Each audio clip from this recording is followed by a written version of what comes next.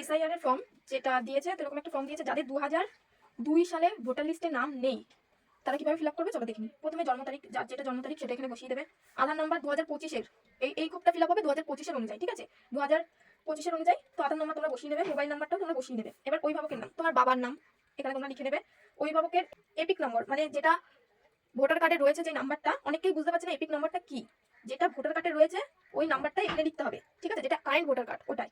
মায়ের নাম সেম, মায়ের এপিক নাম্বারও সেম, যাদের ভোটার কার্ডে রয়েছে সেই নাম্বারটা লিখতে হবে। আর যাদের বাবা মা নেই শুধু বাবার নামটা লিখে, মানে লেট ফাদার নেম বা লেট মায়ের নাম লিখে এপিক নাম্বারের জায়গাটা জাস্ট একটা ছোট্ট ড্যাশ দিয়ে ফাঁকা দিয়ে দিতে হবে। আর তোমরা যদি বিবাহিত হও তাহলে সেখানে স্বামীর নাম লিখবে, স্বামীর এপিক নাম্বার লিখবে। আর যারা বিবাহিত নয় তাদের এই দুটো ফাঁকা। এবার এই দুটো কলম এইভাবে করলে বুঝতে পারবে ভালো। এটা হচ্ছে যাদের 2002 সালে ভোটার লিস্টে নাম নেই কিন্তু তার বাবার নাম রয়েছে।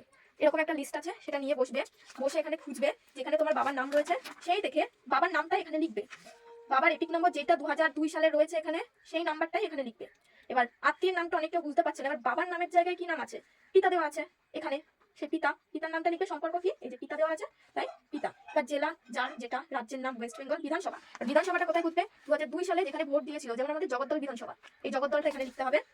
তারপর চলে আসবে এই কোডটায় বিধানসভা ক্ষেত্র নম্বর। দেখো এই জগদ্দলের এখানে লেখা রয়েছে 131 ক্ষেত্র নম্বর, সেটা আমরা এখানে লিখে দেবো। অংশ দেখবে এখানে লেখা রয়েছে অংশ 212, সেটা লিখবো। ক্রমিক সংখ্যাটা হবে এইখানে নাম অনুযায়ী, যে যত নম্বরে তোমার বাবার নাম বা মায়ের নাম রয়েছে 402 ওটা এখানে লিখে দেবে। তারপর যারা সই করতে পারো এখানে সই করবে, যারা সই করতে পারো না তারা এখানে টিপ সই দেবে। বোঝা গেল এটা? এবার যাদের 2002 এর নাম রয়েছে তারা কি করবে?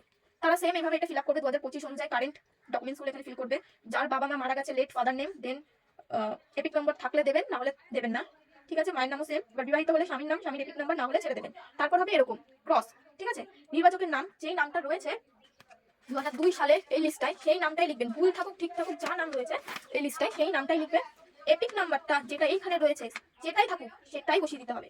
আত্মীয়ের নাম এখানে যা থাকবে পিতা বা স্বামী সেটাই লিখবেন। সম্পর্ক, যদি স্বামী থাকে হাজবেন্ড, যদি বাবা থাকে ফাদার। তারপর রাজ্য, জেলা, বিধানসভার নাম, তারপর বিধানসভা ক্ষেত্র নম্বর যেমন সেম ওরকম লিখে দেবেন। আশা করি বোঝাতে পেরেছি। যদি ভিডিওটা ভালো লেগে থাকে একটা like, comment, share and subscribe করে দেবেন। সবাই ভালো থাকবেন।